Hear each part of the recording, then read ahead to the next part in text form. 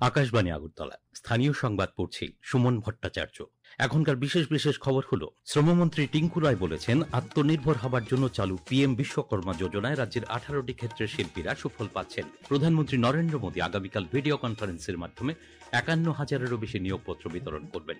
মন্ত্রী কিশোর বর্মনকে পঞ্চায়েত, উচ্চশিক্ষা এবং জেনারেল অ্যাডমিনিস্ট্রেশন পলিটিক্যাল দপ্তরের দায়িত্ব দেওয়া হয়েছে। ত্রিপুরা ফুটবল অ্যাসোসিয়েশন পরিচালিত রাখালশিল্ড নকআউট ফুটবল প্রতিযোগিতা আজ থেকে আগরতলায় শুরু হয়েছে। এবারে বিস্তারিত সংবাদ।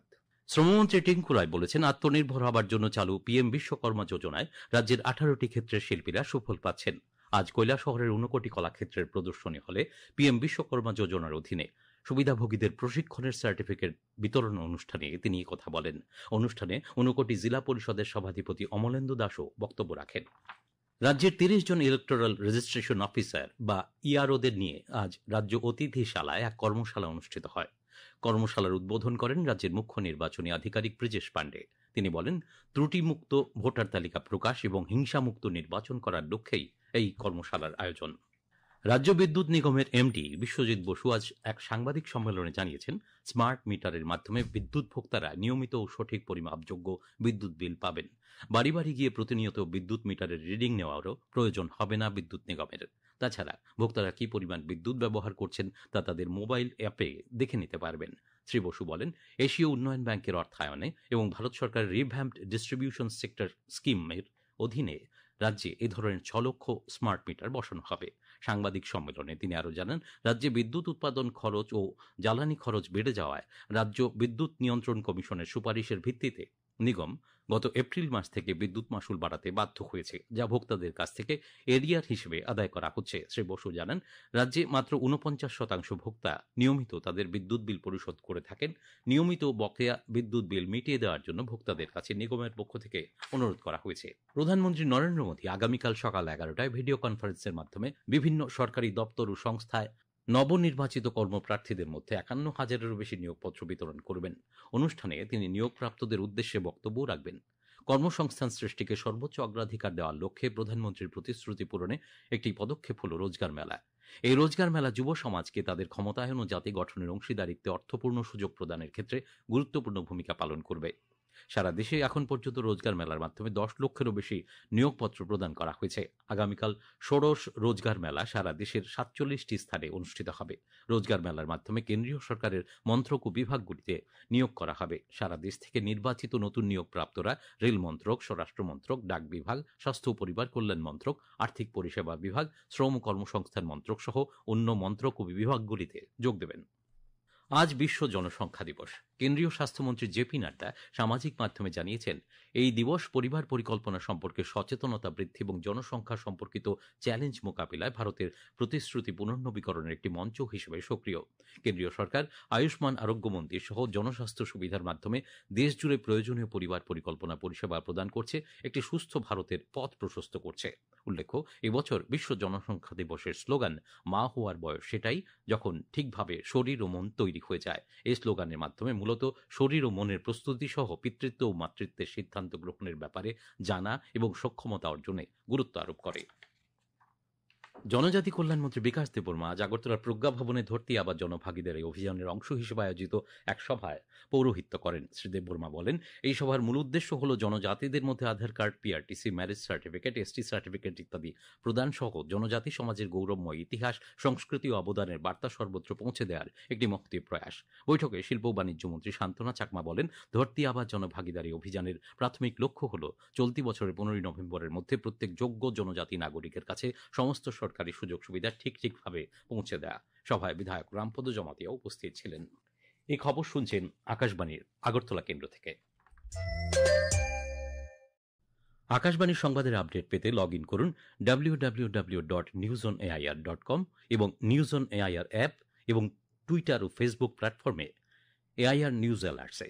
ইউটিউবে লক্ষ্য করুন নিউজ অন এআইআর অফিসিয়ালে। এছাড়াও আকাশবাণী আগরতলার সংবাদ আপডেট পেতে দেখুন টুইটার বা এক্স হ্যান্ডেলে আকাশবাণী নিউজ আগরতলা বা ফেসবুকে এআইআর নিউজ আগরতলা এবং ইউটিউবে আকাশবাণী নিউজ আগরতলা।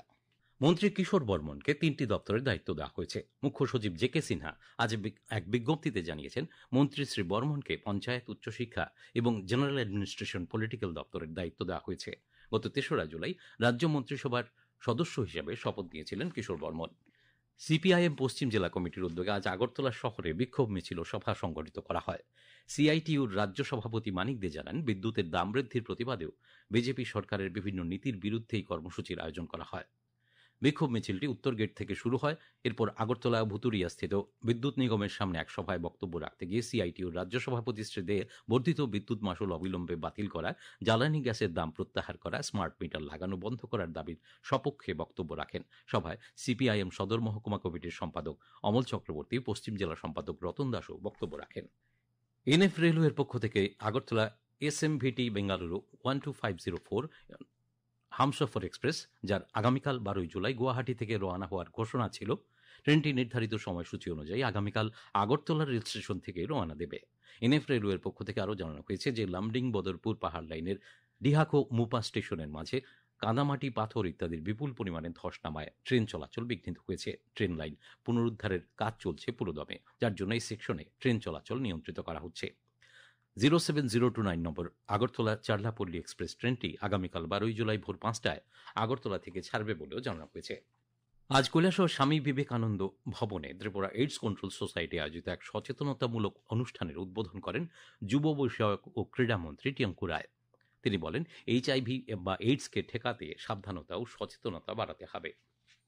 সমাজ কল্যাণ ও সমাজ শিক্ষামন্ত্রী টিঙ্কু রায় আজ কৈলাসহর ঊনকোটি কলাক্ষেত্রে দুদিনের কিশোরী উৎকর্ষ মঞ্চ অনুষ্ঠানের উদ্বোধন করেন। তিনি বলেন, মেয়েদের শিক্ষাসহ সার্বিক বিকাশে সরকারের বহুমুখী কর্মধারা রয়েছে। তিনি বাল্য বিবাহ প্রতিরোধে সবাইকে এগিয়ে আসার আহ্বান জানান। অনুষ্ঠানে বক্তব্য রাখেন ঊনকোটি জেলা পরিষদের সভাধিপতি অমলেন্দু দাস, কৈলাসহর পুর পরিষদের চেয়ারপারসন চপলরানী দেবরায় প্রমুখ। আগরতলা পুর নিগমের মেয়র তথা বিধায়ক দীপক মজুমদার আজ আগরতলা সুকান্ত একাডেমিতে 16তম কমন সার্ভিস সেন্টার বা সিএসসি দিবসের উদ্বোধন করেন। মেয়র শ্রী মজুমদার বলেন, সিএসসির লক্ষ্য হল নাগরিকদের প্রয়োজনীয় পরিষেবা প্রদানের মাধ্যমে একটি ডিজিটাল এবং আর্থিকভাবে অন্তর্ভুক্তিমূলক সমাজ গড়ে তোলা। ত্রিপুরা ফুটবল অ্যাসোসিয়েশন পরিচালিত রাখাল শিল্ড নকআউট ফুটবল প্রতিযোগিতা আজ থেকে আগরতলায় শুরু হয়েছে।